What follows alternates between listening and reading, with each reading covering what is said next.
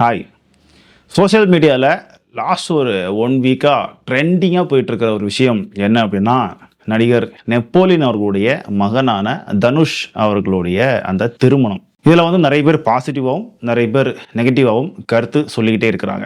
நாம் இதில் என்ன கருத்தை வைக்க போகிறோம் அப்படின்னா, கண்டிப்பாக இது எல்லோருக்கும் பிடித்தமான வீடியோவாக கண்டிப்பாக இருக்காது. ஏன்னா இந்த விஷயத்தில் கொஞ்சம் பேர் வந்து இது சரின்னு சொல்கிறாங்க, கொஞ்சம் பேர் வந்து இது தவறுன்னு சொல்கிறாங்க. ஸோ நாம் சொல்ல போகிற கருத்து கொஞ்சம் பேருக்கு சரின்னு படும், கொஞ்சம் பேருக்கு தவறுன்னு படும். அதனால் இது கண்டிப்பாக எல்லோருக்குமான வீடியோவாக இருக்காது. ஆனாலும் எல்லோரும் பேசுகிறாங்களே, அப்போ நாமளும் நம்மளுடைய பெர்ஸ்பெக்டிவில் சொல்லலாம் அப்படிங்கிறதுக்காக தான் இந்த வீடியோ. நிச்சயமாக இது யாருடைய மனத்தையும் புண்படுத்துவதற்கான காணொளி அல்ல.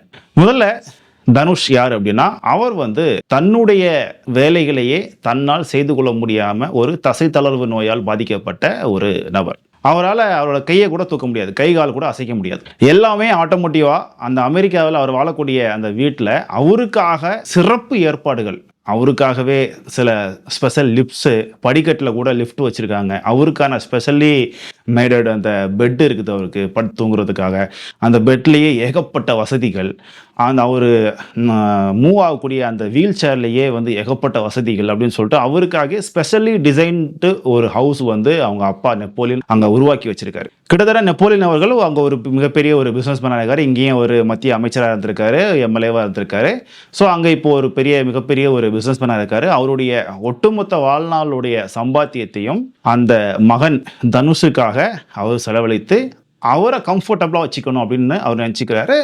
Which is really good. அவர் ஒரு நல்ல தந்தையாக அவர் அதை செய்ய நினைக்கிறார். அதோட தொடர்ச்சியாக தான் அவர் தன்னுடைய மகனுக்கு ஒரு திருமணம் செஞ்சு வைக்கணும் அப்படின்னு சொல்லி பார்க்குறார். அதுவும் தவறு இல்லை, எல்லா தாய் தகப்பனும் நினைக்கக்கூடிய ஒரு விஷயம்தான். இல்லை 4 விதமான பெர்ஸ்பெக்டிவ் இருக்குங்க.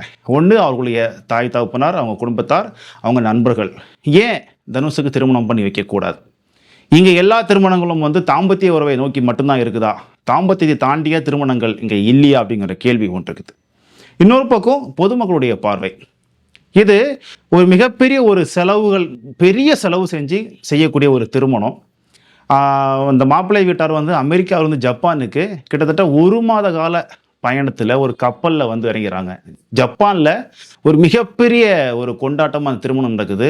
தமிழ்நாட்டில் வந்து திரை நட்சத்திரங்கள் எல்லாம் இங்கேருந்து அங்கே போயிருக்காங்க, போய் அதை கலந்துக்கிறாங்க. இந்த மாதிரி ஒரு பெரிய ஒரு மிகப்பெரிய செலவு பிடிக்கக்கூடிய ஒரு விஷயம்.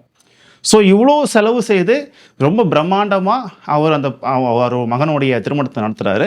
இது சில யூடியூப் சேனல்ஸில் வந்து இதை வந்து டெலிகாஸ்ட் பண்ணுறாங்க. ஒரு சாமானிய மக்கள் மத்தியில் ஒரு பிரமிப்பை ஏற்படுத்தக்கூடிய ஒரு நிகழ்வு. நம்மளாலலாம் இப்படி செய்ய முடியாது, பாரு அவர் எப்படி செய்கிறார், பையனுக்கு எப்படி கல்யாணம் பண்ணுறாரு அப்படின்னு எல்லாராலையும் கவனிக்கப்படக்கூடிய ஒரு நிகழ்வாக இருக்குது.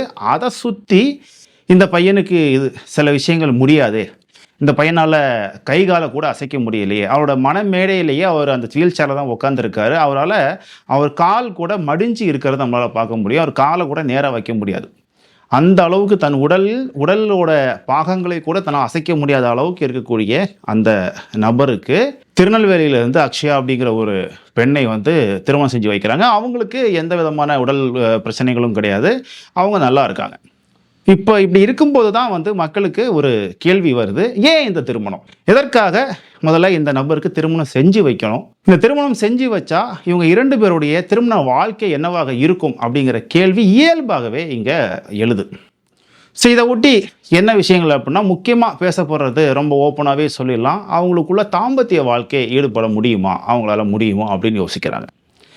அதை தாண்டி அதோட அந்த கேள்வியை ஒட்டி சில பதில்கள். ஏன் தாம்பத்திய வாழ்க்கை மட்டும்தான் வாழ்க்கையா, ஏன் அதை தாண்டி இங்கே யாரும் இல்லையா, கல்யாணத்துக்கு அப்புறம் ஒரு ஆக்சிடெண்ட் ஆகிடுச்சுன்னா என்ன பண்ணுவாங்க, அவங்க வந்து அதை விட்டு போயிடுவாங்களா? நிறைய பேர் விட்டு போகிறாங்க. பட் ஸ்டில் இன்னமுமே திருமணத்துக்கு பிறகு ஒரு ஆக்சிடெண்ட் ஆகி படுத்த படுக்கையாக இருக்க ஒரு கணவனையோ ஒரு மனைவியோ அவங்க பார்ட்னர் வந்து ரொம்ப காலம் முழுக்குள்ள அவங்க கூட இருந்து கவனிச்சுக்கிறாங்க இல்லையா?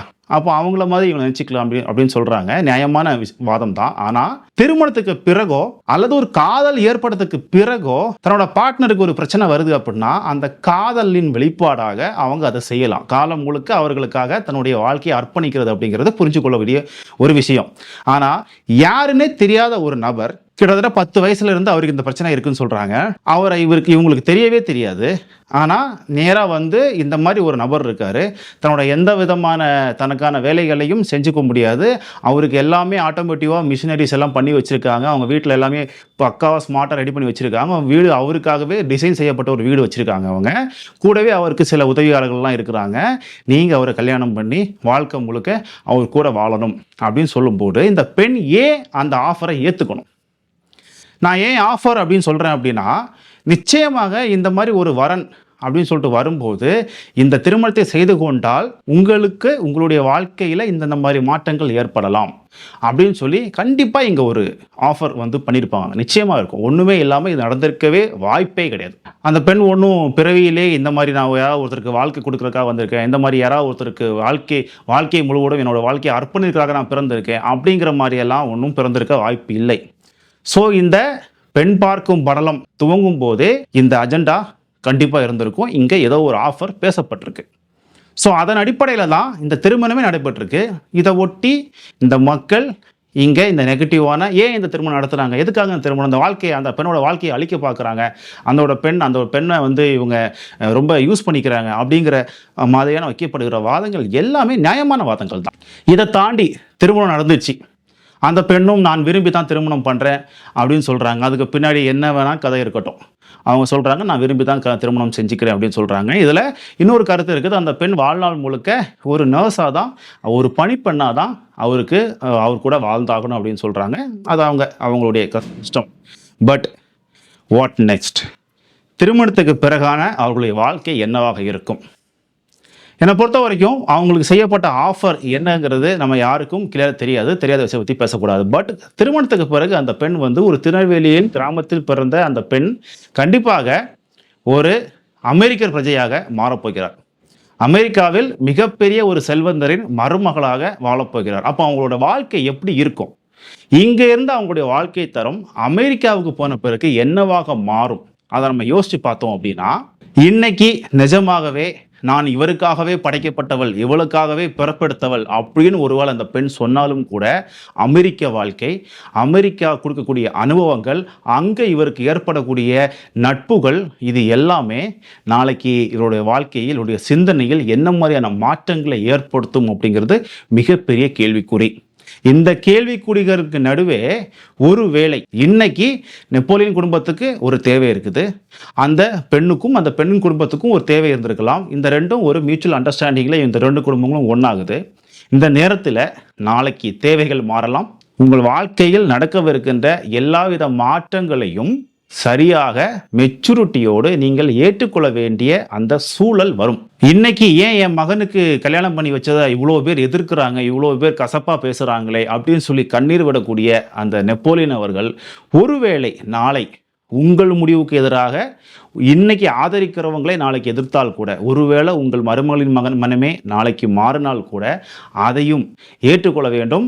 அவருடைய உணர்ச்சிகளுக்கு மரியாதை கொடுத்து அன்னைக்கு நீங்கள் இதே மாதிரி கண்ணீர் வடிக்காம அதையும் ஏற்றுக்கொண்டு இதுதான் இயற்கை என்பதை தெரிந்து அதை ஏற்றுக்கொள்ளக்கூடிய அந்த மெச்சூரிட்டியோடு அதை அப்போ ஹேண்டில் பண்ணணும் அப்படிங்கிறது ரொம்ப முக்கியமான விஷயம். இதையெல்லாம் தாண்டி ஒருத்தருடைய தனிப்பட்ட வாழ்க்கையை வெளியிலேருந்து ஒருத்தர் உள்ளே போய் கருத்து சொல்கிறது அப்படிங்கிறது அநாகரிகமான விஷயம் அப்படின்னு இன்னொரு பக்கம் ஒரு விவாதம் போய்கிட்டே இருக்குது.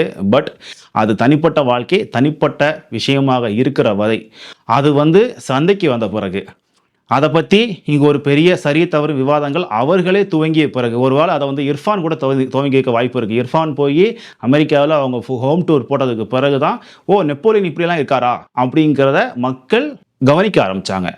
ஸோ யார் ஆரம்பித்ததாலும் பரவாயில்ல, இது சந்தைக்கு வந்துடுச்சு. இங்கே இது ஒரு மிகப்பெரிய பேசு பொருள் ஆகுது. அதில் நீங்களும் அதில் இருக்கீங்க, நீங்களும் அதில் உங்களுடைய கருத்துக்களை வைக்கிறீங்க அப்படின்னா அதற்கான எதிர்கருத்துக்கள் வந்துக்கிட்டே தான் இருக்கும். அந்த கருத்துக்களை நீங்கள் மெச்சூரிட்டியோடு எதிர்கொள்ள வேணும் அப்படிங்கிறது மட்டும்தான் என்னோட ஒரே வேண்டுகோளாக இருக்குது. நாளை இன்னொரு வீடியோவில் சந்திப்போம். நன்றி.